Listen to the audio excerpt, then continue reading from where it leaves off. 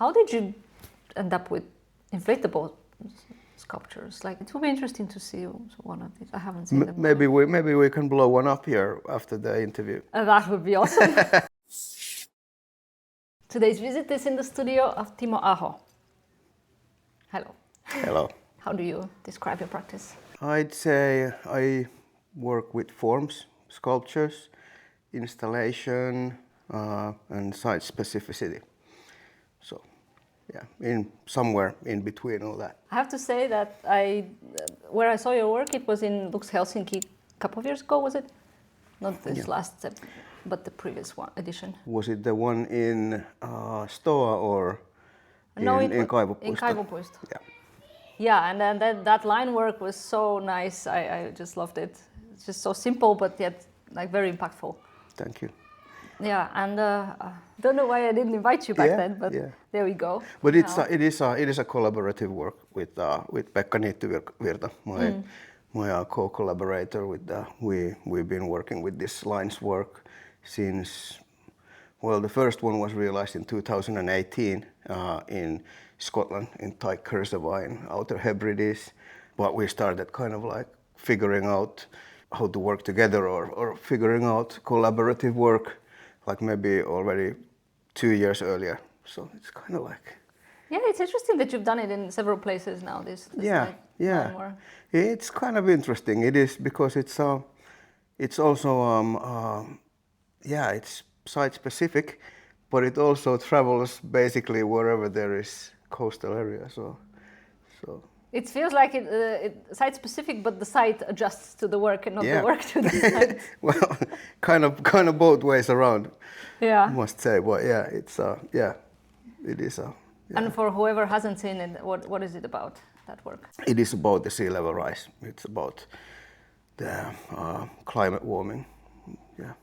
So it's kind of speculative. If the sea levels rise, this is where they would be. Yeah, it's where the line is. Yeah, the scenarios are usually the same, the harshest, predictions, but the timeline changes. So it varies from, like the one you saw in Helsinki in Kaivopuisto. There was the earliest one was 2065, which is like in a park in Willows. There was this tree. I think that was the one that could be covered by 2065 already with storm surges, of course. So it's calculated with the sea level rise and the storm surges as well. So you update the data? Yeah. Depending on the latest? Yeah. 65, this might still be in our lifetime. Absolutely, yeah. This is not good at all. How many years? That's 4 years from now. Yeah. Yeah. But yeah, it doesn't look too promising for the future. Let's say it's especially here where everything is so flat. Yeah. So close to the sea. Yeah. So much water around. Absolutely. Yeah, and also with the these the warmest, the driest months ever recorded, like constantly we keep getting these, I mean, if it's driest months, that means that maybe it is not going to be so much water coming. Well, that means when it's dry, it's also when warm. It's dry, it's so very dry. And that's it's all linked, affecting each other. Yeah. So. Do you have this environmental angle to your work generally, or is it specifically this work?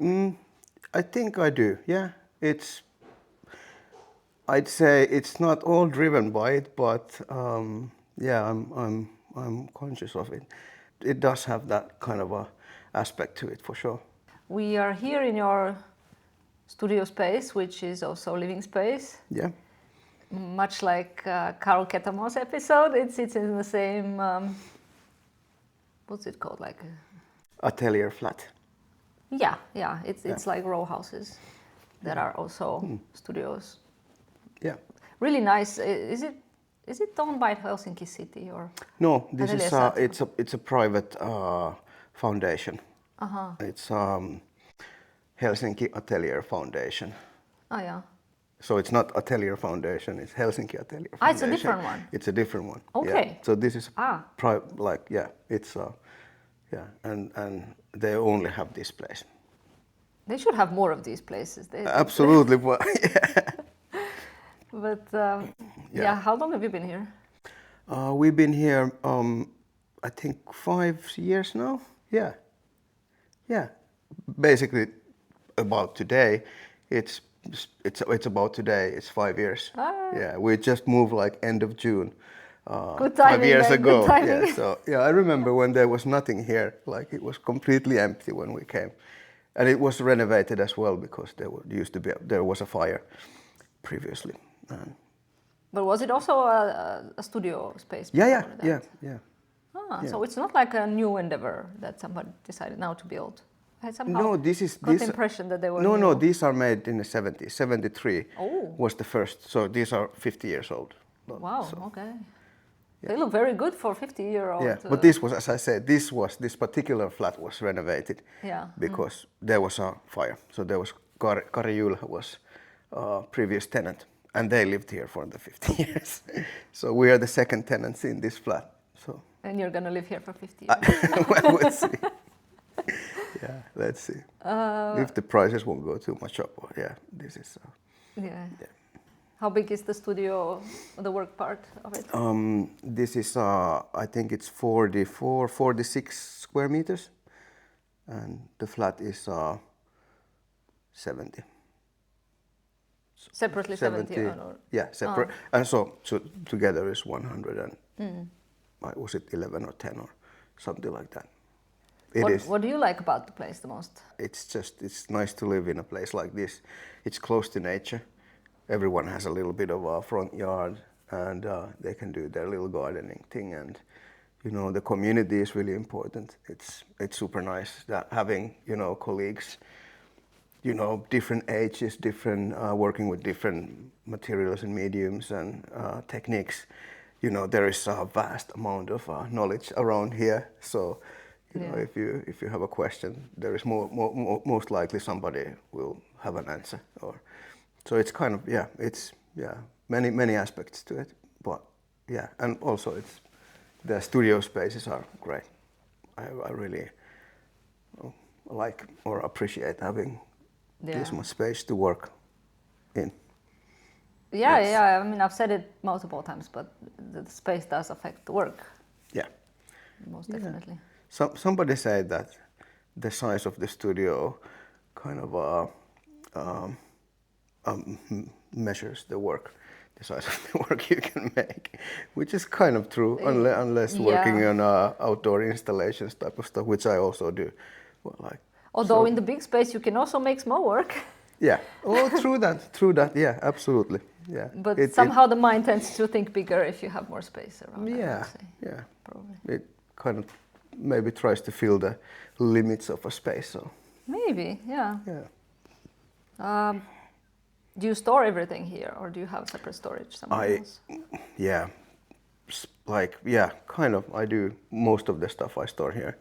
We also have like a separate little storage there, and some of the stuff is in my dad's attic, and yeah. So, but yeah, because I work with kind of like these inflatable sculptures as well, so they don't take that much space.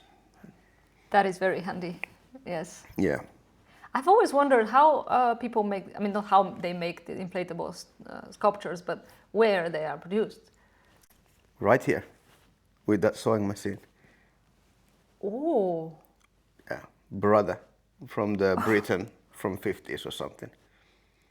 Oh wow! I somehow I thought there is some factory somewhere where you just send them your models and they make it.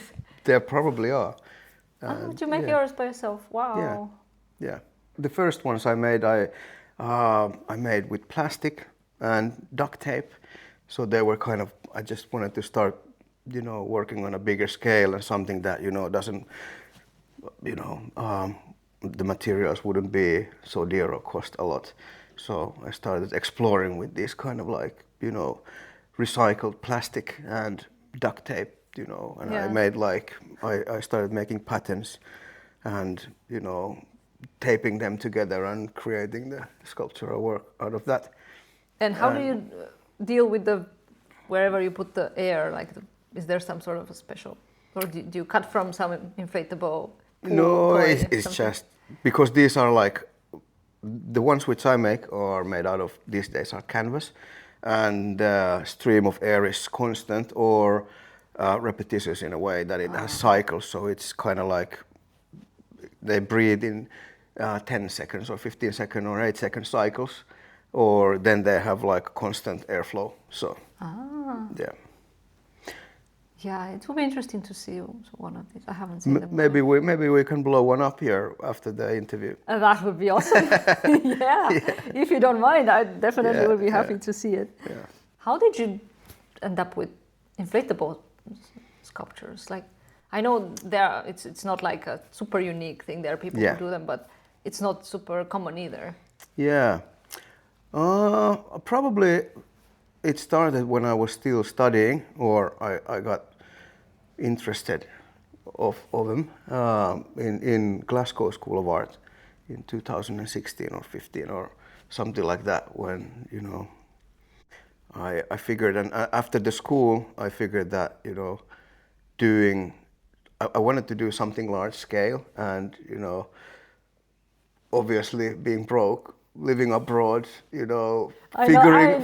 figuring out like what's the methods to this kind of like a coming to realization with these works. So I started exploring recycled plastics and cheap materials and inflatables. So How did you decide to go to that school? I've heard it's a very good school, but it was a really interesting time for me and totally an eye opener.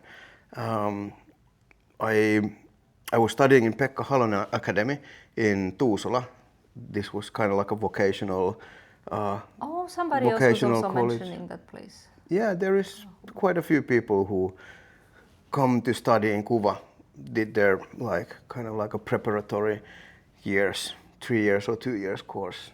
And it's a really good school. They have really good facilities there and really great teachers, and it's kind of a very hands-on. You kind of like get to explore different mediums, materials, and techniques. It's really good with that. So you gain a good kind of understanding of materials, how to work with them. Is it, and it's on the level of high school, or it's what is it? Vocational college. So that's it's kind of like a outside. secondary, when you graduate from elementary school, you have to, these days, I think you have to go to secondary, like a vocational college or gymnasium or like a high school. So this is like a similar, but like it's a college type of thing. But anyway, so while I was studying there, I became interested in, environmental art as well, and sculpture was like my main thing, printmaking as well. But like I became really interested about like working outside of gallery context, and then I started looking like when I was about to finish that, like what's next, because I've tried to apply to Kuva like already like 12 years, 13 years previous. I was finishing the school in Pekka Halonen, and but I never, I wasn't obviously ready for anything like that. But I started looking for options. That where could I go study, and I was also also wanted to live abroad. I wanted to be closer to waves and see like a proper ocean. So I was starting to looking for places where this could happen, and Glasgow came up, and environmental art course, sculpture and environmental art, which was like one of the only ones you can study this kind of this field in that level, BA level, because there was environmental art course in Aalto as well, but that was masters only. Yeah, I think they closed it down around the time when I went to Aalto. Yeah. Or maybe a year later or something like that. Yeah. So that was kind of a, catching two flies at the same time, and then I applied, and so I was surprised to get in straight to the second year. Oh, so they can decide if you go to the first year or second year. Yeah, that was a bit like, but I suppose a lot of the students come straight from kind of elementary school or like high school or like maybe not elementary, but high school, after high school, and they maybe don't have like this kind of any sort of skills, hands-on Preparation, skills or yeah. preparatory things. So it's kind of like a foundation year, what they call it, the first year. Okay. Well, yeah. But it was a big giant leap for me, the kind of from this kind of like very hands-on making into this kind of a more academic world and conceptual, So that was thinking. exactly the right thing for you because you already had the Yeah, practical skill. yeah, exactly. Yeah, that was good combo. So how was Scotland? How is it for a Finnish person to study abroad? I haven't met that many. I mean, I have met some, there is some, but yeah. not like. I think the most straightforward path is to go to Cuba. Yeah, it was really great. I really enjoyed my time there. Like, yeah, a lot. Yeah, it was. At first, Glasgow seemed like a little bit grim, or a little bit scary as well. Like I remember when we were a friend of mine. He was with me when we were driving down from North Coast from a little surf trip 1 week prior when I was to move to Glasgow, and we were listening to radio, BBC. I can't remember which station, but and there was they were saying that like the highest unemployment rates and the most violent and whatnot. There was all the things, and that was like Glasgow, and we were just entering the suburbs. And I was like, oh shit, this is like, I was terrified, but not many days, and I realized that like it's the loveliest place, and the people are so nice and so welcoming. Yeah. It was really, really great. Then what happened? Then I studied. My spouse moved there, like to end her BA as well, in the same department. A year below, I finished the school and stayed there. We stayed there for 2 years, or I stayed 2 years after my studies, and 1 year after hers, and yeah, just kind of tried to make a living out of, being there and doing work and doing odd, jobs. Like I was working for art organizations and the school, and did art handling and art courier, like art deliveries and stuff like that. So just kind of, yeah. And then you came back to Finland. Then we came back to Finland, yeah, just 2018, like early June. But yeah, that was a good time coming back home as well. Like after 5 years abroad, it was, in many ways, but like, yeah. Still before the Corona times. So Yeah, true that. life was normal still. Yes, and I applied to masters in Kuva sculpture department, like the same autumn we arrived here, and I started. Then I got in and I started 2019. So that was kind of like, Immediately, like, didn't waste any time. Yeah, I kind of, I don't know. It could have. I don't know. It just happened. So if you were in the already initially in the Pekka Halonen school, you knew you wanted to be an artist. Oh yeah, yeah. Was it like always? I think I kind of knew a lot earlier already, and there was like times when I got drifted somewhere else for a while, but yeah, it was, yeah. Do you have artists in your family otherwise, or are you the first one? Not like visual artists. Yeah, my grandfather was a musician, or pelimanni as they say. They had a band. He was playing accordion, and yeah. So they weren't like completely shocked of your choice, like I'm gonna be an artist now. No, probably were. I don't know. He wasn't around that time anymore then, but yeah. So then after Kuva, you've been an independent artist ever since. Pretty much, yeah, yeah. Somehow managing, yeah. How? That's a good question. That's awesome, but yeah. It hasn't been always easy, but like it's, yeah, with the commissions, like the collaborative stuff we've been working on, and then getting some bursaries as well, and project funds and stuff like that. So it's been somehow manageable, but yeah. And you do a lot of public art, right? Well, could say so. Like with the lines work, for example, it's always public. So that's kind of that's part of my practice or work, which I do, and then the other side of the practice is the gallery shows and sculptural work and more installation stuff. Do you have something coming up soon in or around Helsinki? In Helsinki. Or where? Yes, well, the next thing is happening in Kempele. It's part of the Oulu cultural capital thing. There is this Art Linnakallio symposium, which started last August, was the first gathering, and then it's ending this August. So there is 4 public artworks being presented in this old quarry, which is filling up with water, or has filled up quite a lot.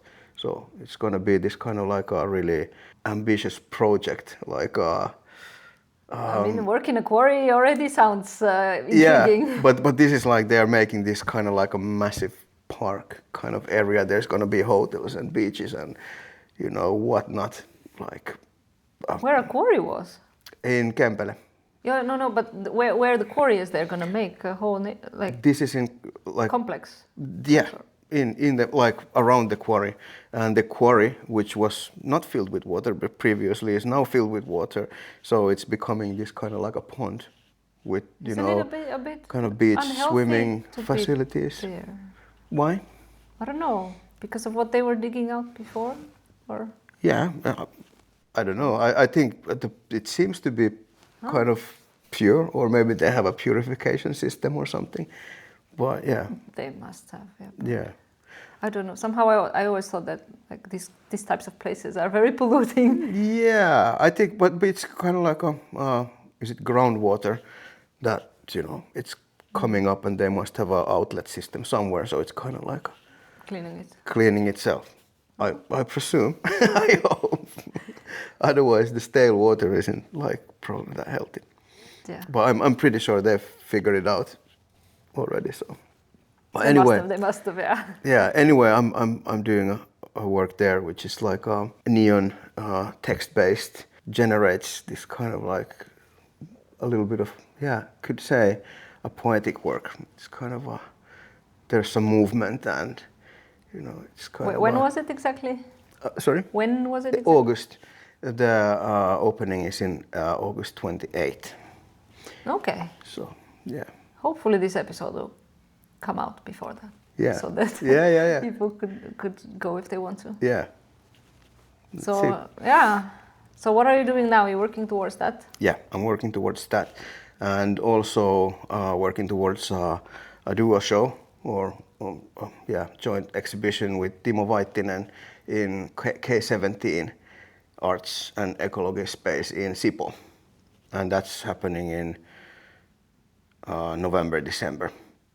So that's you have work in front of you, yeah. Yeah. Oh yeah. Oh yeah. Yeah. Quite a bit, to be honest. Okay, I'm not gonna ask you what you're gonna show there if you don't wanna. If it's people that's can fine. just see. Yeah, come and check it out. What are some of the main themes in your work apart from the environmental issues? This kind of spatiality, or how do you spell it? Spatiality, like the space itself, and somehow a lot of the work is kind of inspired by the surroundings where it's going to happen. It's somehow kind of like always somehow tied to the space. Like, not maybe inspired exactly, but somehow is always to do with the space it's being shown at. So it's kind of what would be the word? Not maybe site-specific, but like site-reflective, or Maybe time is somehow quite often in one way or another related to the work I make. Quite a bit of it, is inspired by nature, or, future sci-fi perhaps, or this kind of like imagination and experiencing. It's kind of a lot of the work. It kind of like it's something that I create to be experienced in a space. It's sort of a. Yeah, and It's not it's so. kind of more abstract. It's not Yeah, like yeah. something super concrete in the shape of Exactly. it. Yeah, exactly. It's a lot to do with you having to be in a space and experiencing it. This kind of multisensorial thing. So there is often this kind of kinetic sculptures on, and interventions in windows, like window film interventions, and interactive sound element. So they're kind of like this, these spaces where one can wander and expose themselves to this kind of a alternative reality or something. And also you have, well, I'm looking at a light box there. Yeah, these I started in Glasgow 2015 already. I made the first, maybe 2014, 15 probably. I made the first work with light boxes. There's something appealing about light boxes, I have to say. Yeah, me too. I think I don't know exactly what it is, but yeah, I think for me, I think it's the kind of language where they derive from, the kind of advertising language, and and the tension between this kind of idea that the light boxes are what they represent, or what the language is for, what they talk about is like translating or transforming that into something different. I think that's where my interest lies in in these works. This kind of owning or appropriating a language that is used for something that has a very different message or meaning than what art does. interesting. I never thought about it that way. Yeah. I mean, I wanted to do light boxes out of the idea of a photographic light box, where it's. Yeah. I mean, with photography, it's just a tool to brighten the image. But I never thought about the advertising side of it. Yeah, for me, it was always about that. And that's kind of that's where my fascination comes from. Like, I did in my youth, when I finished elementary school, I did like a business college, a vocational business college. And I did marketing, and that was like kind of did like study on like marketing and stuff like that, and that obviously didn't work out for me. Like, so I have kind of like this. Or did it? Because I think in art there's a lot of marketing as well, like how you present your work and show it to people that it's important. Sure, of course, but like just the kind of like working on that side of but not like the world. Business marketing. Yeah, thing. exactly, and that kind of like that was maybe has something to do with this kind of a translation of that language. Maybe, yeah. And then you have also a ceramic kiln.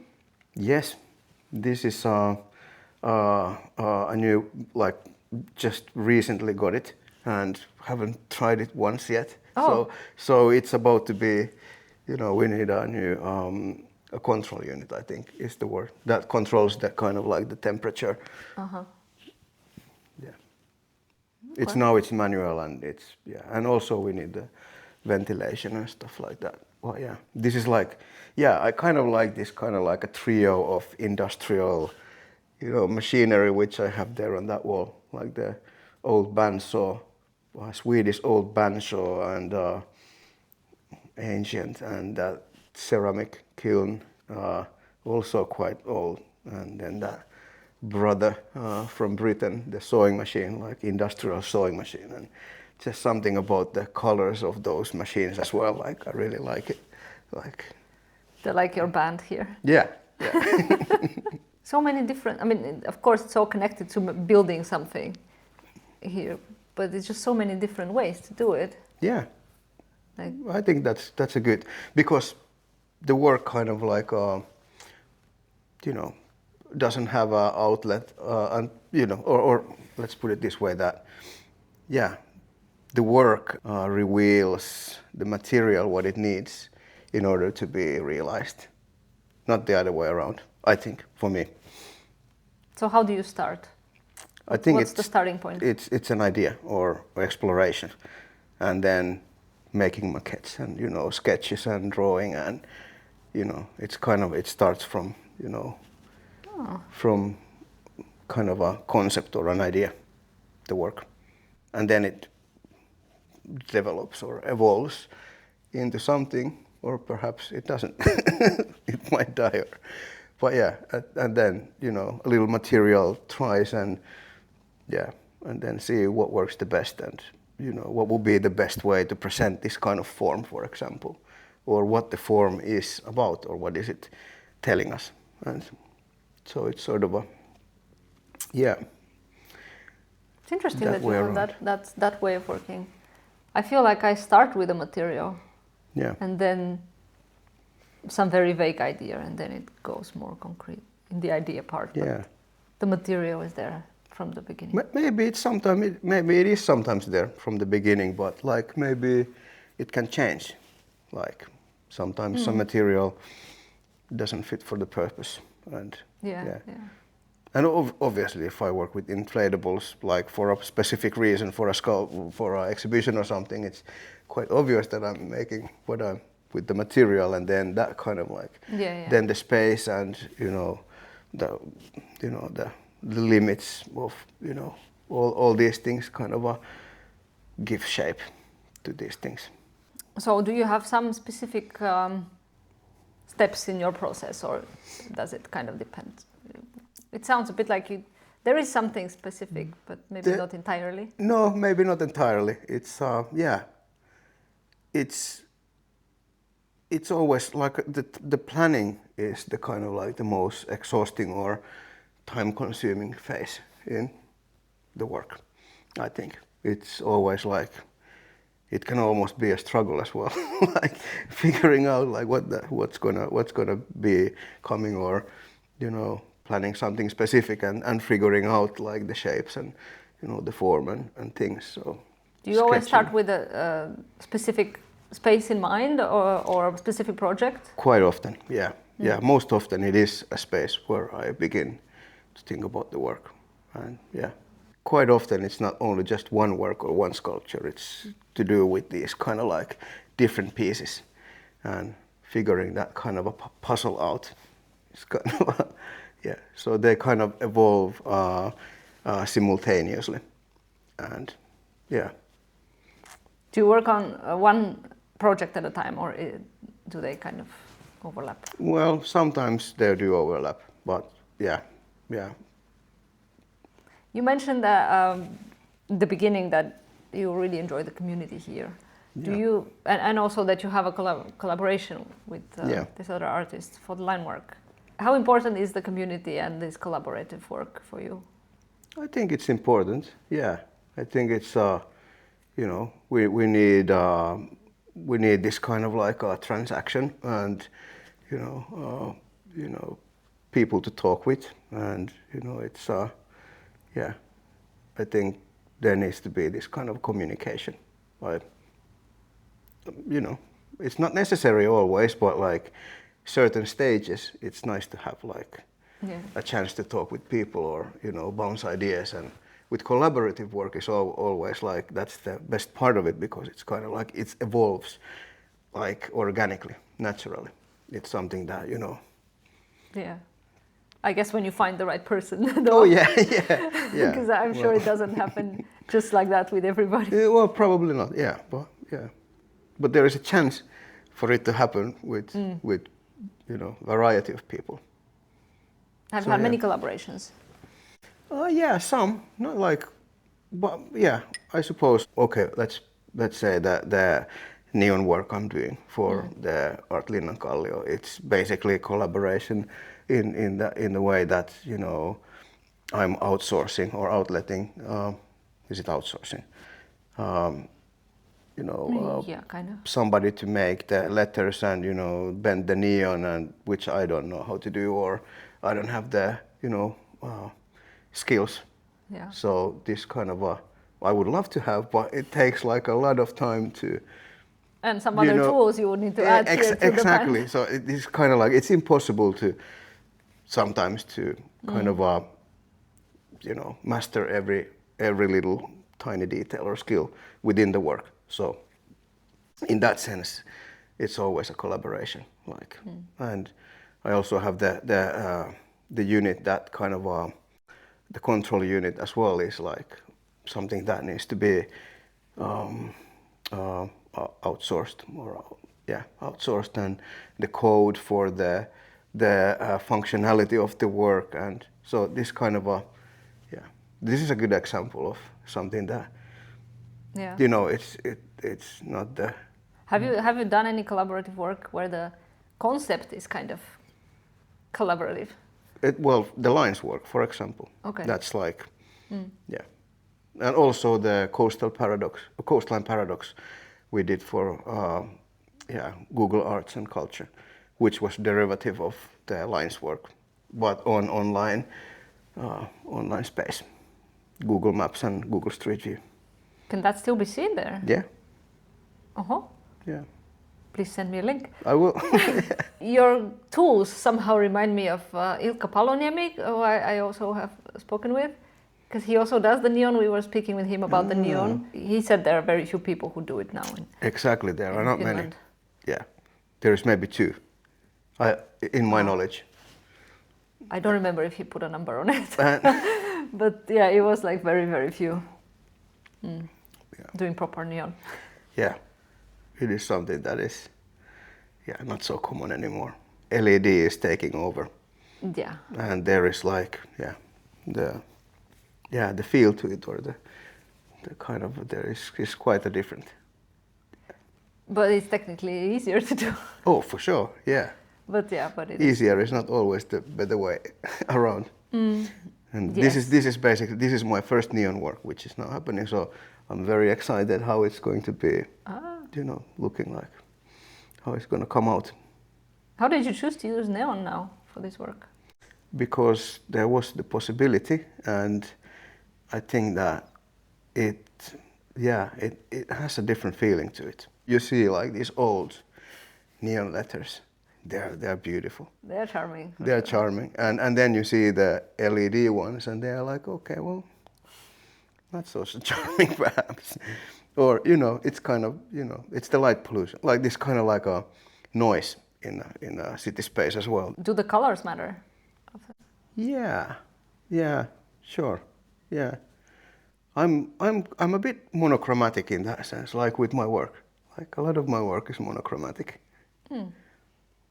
Yeah, that's why I probably didn't become a painter. I don't know. I'm not saying that. There are good monochromatic painters as well, but like, yeah. I mean, but the core of painting is colors.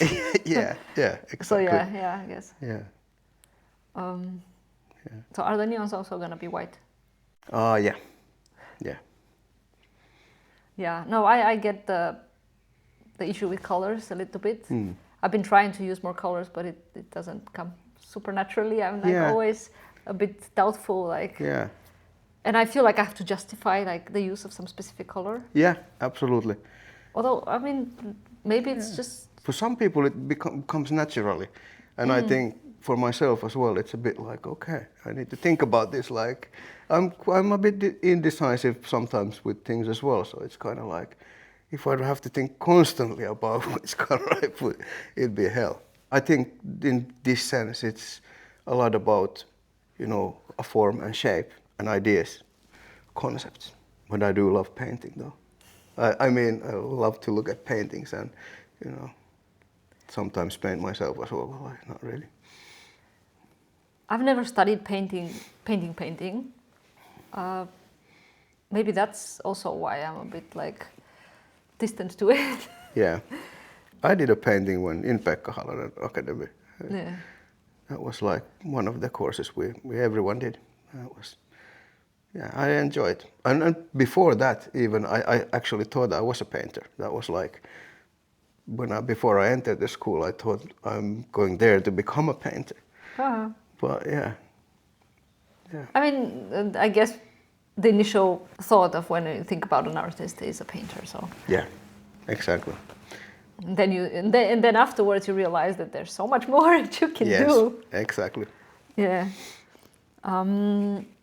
Do you have some routines when you come to work on a project, like when you come to the studio and do something specific to get into the work or during the workday?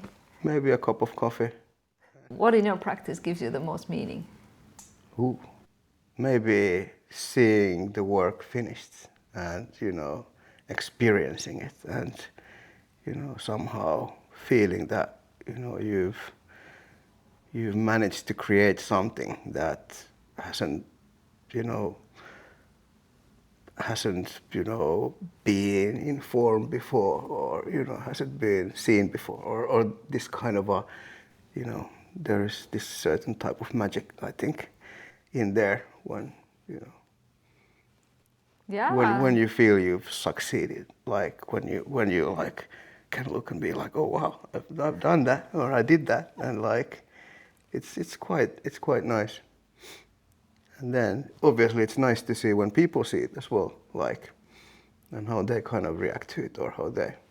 It's the best thing is my kids when I've managed to make something and they are the the first judges to kind of or the critics to see my work, and that's also really nice. And if they don't like something, you change it? Well, that hasn't happened yet. Maybe they're the biggest fan of my work.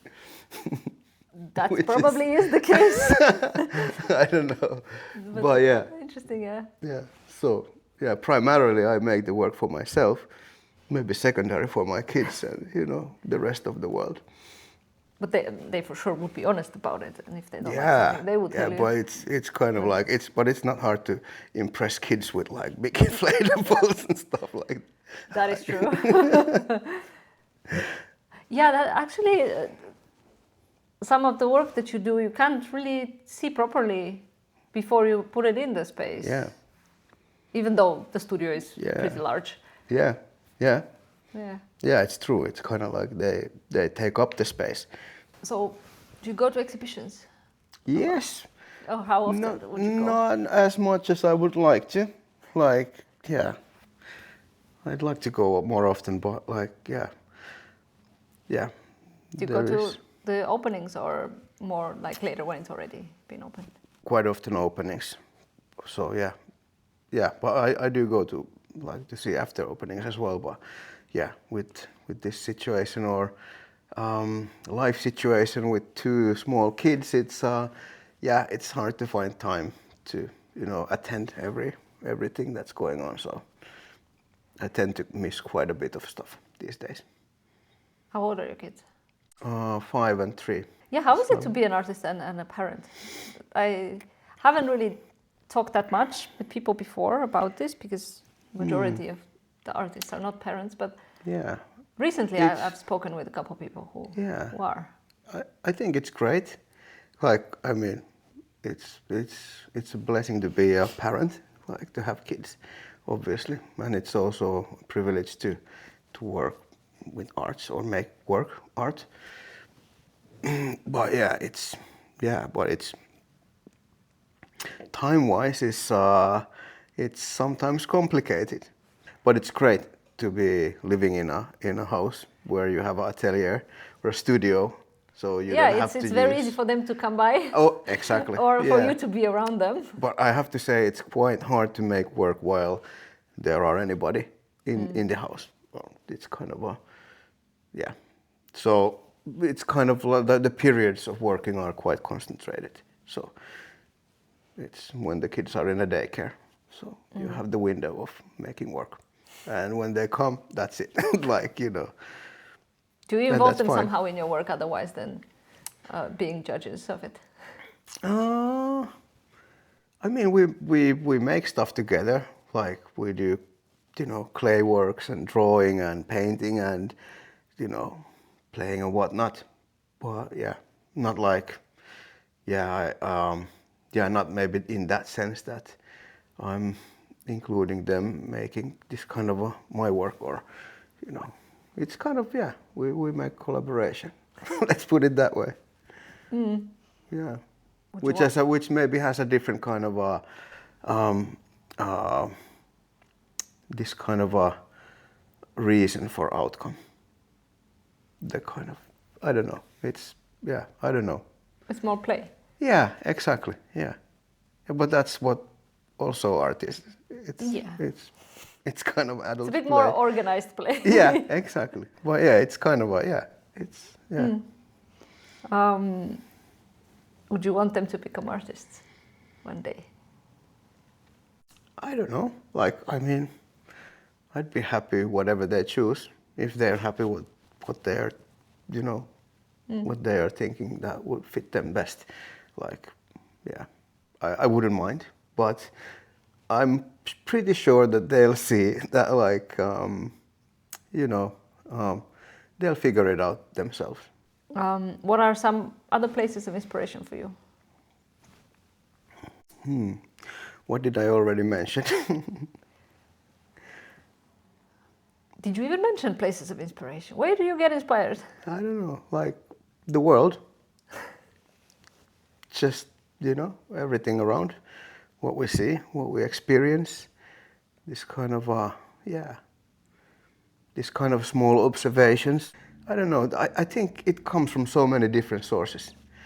It's kind of really hard to pinpoint one, even one.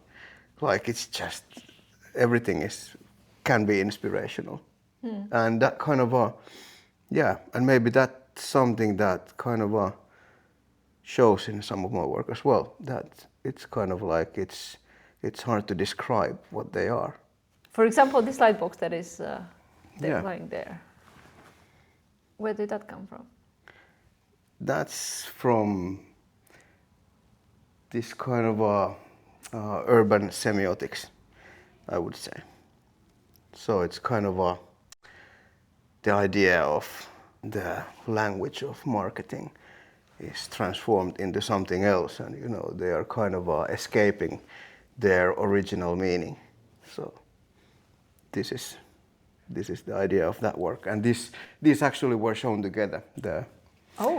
That work as well. They're kind of opposites in a way. Like. Yeah, and that was shown in a wall space, and this was shown. There was 3 pieces of these were shown on the floor, so they're kind of like some sort of ripples, kind of like melted down from the from the walls or from the city space, and this is kind of like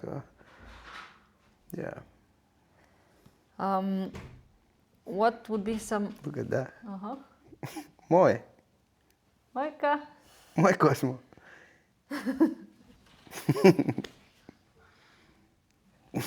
Judges are judging. Yeah. Just checking what is the cutest thing that you can see, like when he was smaller, like, and I was working here, and you'd see the little hands on that glass door, and there was just like, you couldn't continue, you just had to go there and, you know, grab them and, you know. Yeah, and still is like hard to continue after. Oh yeah, exactly. Like, you know, so now you understand like what I meant. Like, it's, yeah.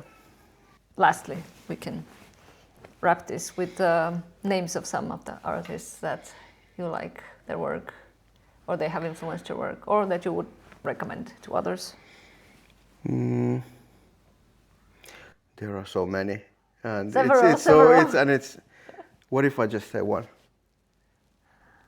Okay, say one, and then I will ask you later. Yeah, I will bug you with like, give me one or two more. Kerrit Wynne Evans, yeah, his work is I really like. I saw it once in was it White Cube in London in 2014 or something, and that was like something that I was really kind of drawn to it. I'm not sure I have seen the works. Yeah.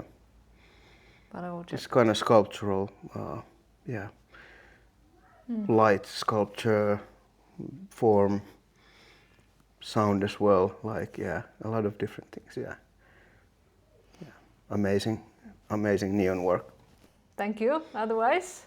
Thank you. It was really nice having you.